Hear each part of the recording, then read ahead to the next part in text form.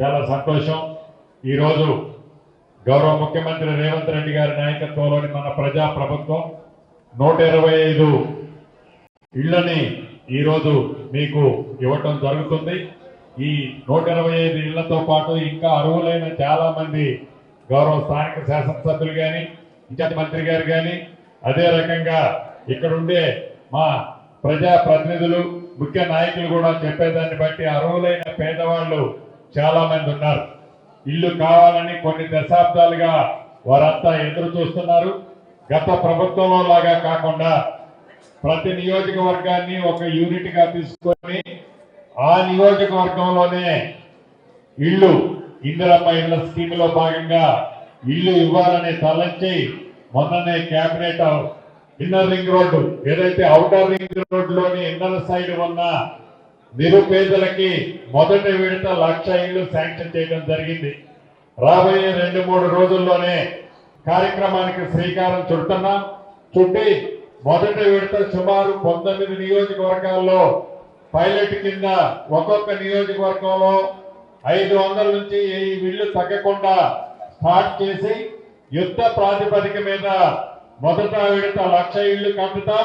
తర్వాత 2వ విడత కడతాం, 3వ విడత కూడా కడతాం.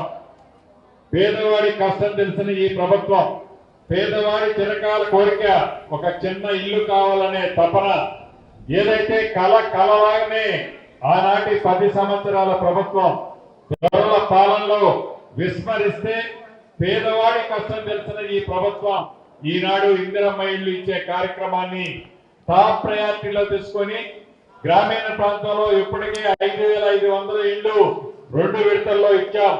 పట్టణ ప్రాంతాల్లో 1 విడత ఇక్కడ జిహెచ్ఎంసీ పరిధిలో 1,00,000 ఇళ్లు శాంక్షన్ చేశాం. మళ్లీ చేస్తాం. అది కూడా ఆనాటి ప్రభుత్వం లాగా ఎక్కడో ఓఆర్ఆర్కి బయట కాకుండా ప్రతి నియోజకవర్గ ఆ పరిధిలోనే ఎకరం 100 కోట్లున్నా 200 కోట్లు ఖరీదు చేసే భూమి అయినా ఆ భూమిలోనే మీరు నివసించే ప్రాంతంలోనే ఇళ్లు కట్టించే కార్యక్రమాన్ని రాబోయే కొద్ది రోజుల్లోనే శ్రీకారం చుట్టి టెండర్లు కూడా పిలవబోతున్నామని చెప్పడానికి చాలా సంతోషిస్తున్నాను. ఈ ధూళిపేట నియోజకవర్గంలో గౌరవ శాసనసభ్యులు, స్థానిక నాయకులు చెప్పిన దాన్ని బట్టి ప్రభుత్వ స్థలాలు 3 ప్రదేశాల్లో ఉన్నాయని చెప్పారు. గౌరవ జిల్లా కలెక్టర్ గారు కూడా ఇప్పుడే ఆదేశించాను. రాబోయే కొద్ది రోజుల్లో ఆ స్థలాల్లో కూడా అక్కడ ఎవరైతే నిరుపేదలు నివసిస్తున్నారో వాళ్ళకి ఇల్లు ఇస్తూనే మిగిలిన ఆ పరిసర ప్రాంతాల్లో ఉండే నిరుపేదలకు ఇచ్చే విధంగా ఆ స్థలాన్ని కూడా సేకరించి అక్కడ కూడా ఇందిరమ్మ ఇల్లు హైరైజ్ బిల్డింగ్ కట్టబోతున్నామని చెప్పడానికి సంతోషిస్తున్నాను.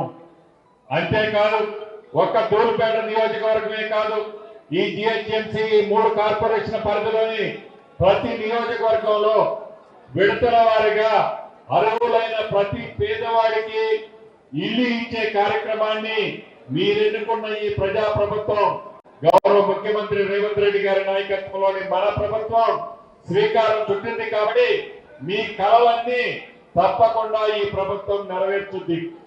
గతంలో నేను చెప్పాను, ఆనాడు 10 సంవత్సరాలు పరిపాలించిన ప్రభుత్వాలకి, ఆ శాఖను నిర్వహించిన నాయకులకు చెప్పాను, మీరు 10 సంవత్సరాల్లో ఏమైతే ఇళ్లు కట్టారని జబ్బలు చర్చుకుంటున్నారో, జబ్బలు చర్చుకొని మేము 2 BHKలు కట్టామని అసంపూర్తిగా వదిలేసిన వాటినన్నింటినీ మేమే పూర్తి చేసి ఈనాడు డిస్ట్రిబ్యూషన్ చేస్తున్నాం.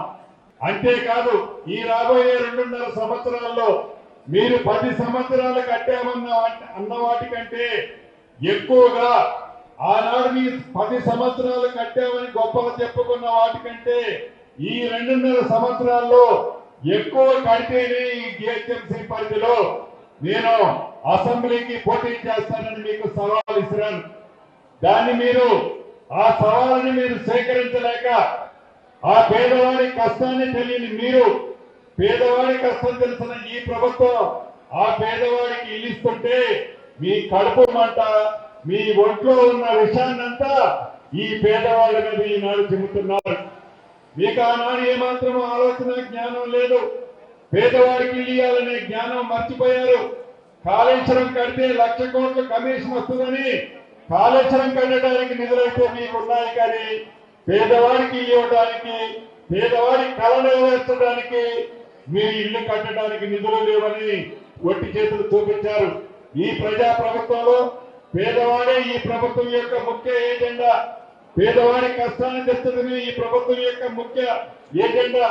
దాన్ని దృష్టిలో పెట్టుకొని ముఖ్యమంత్రి గారు ఒక్క దూలుపేట నియోజకవర్గంలోనే కాదు, ఈ జిహెచ్ఎంసీ పరిధిలోని 3 కార్పొరేషన్లో ప్రతి నియోజకవర్గంలో అర్హులైన ప్రతి ఒక్కరికి విడతల వారిగా ఇందిరమ్మ ప్రభుత్వంలో తప్పకుండా ఇల్లు ఇచ్చి తీరుతాం.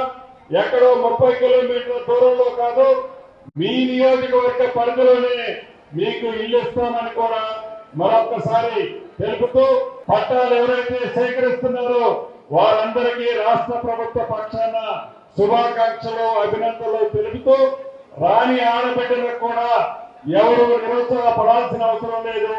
మీకు ఇల్లు ఇచ్చే బాధ్యత మీరు ఎన్నుకున్న ఈ ఇందిరమ్మ ప్రభుత్వానికి మాదేనని తెలుపుతూ మీ అందరి దగ్గర సెలవు తీసుకుంటున్నాను.